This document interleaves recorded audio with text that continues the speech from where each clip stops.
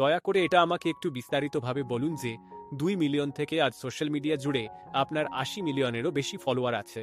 এটা কি এমন একটা যুগ যেখানে মানুষ কঠিন সত্যি পছন্দ করতে শুরু করেছে? এটা একটা আকর্ষণীয় বিষয়, প্রায় রহস্যময়।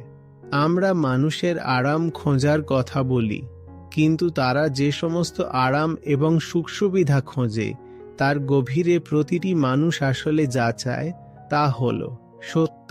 কেন এবং কতদিন কেউ এর থেকে পালাতে চাইবে? যখন মানুষ সত্য থেকে পালিয়ে যায়, তারা মূলত এমন কিছুর দিকে ছুটে যায় যা অন্তত সত্যের মতো দেখতে লাগে।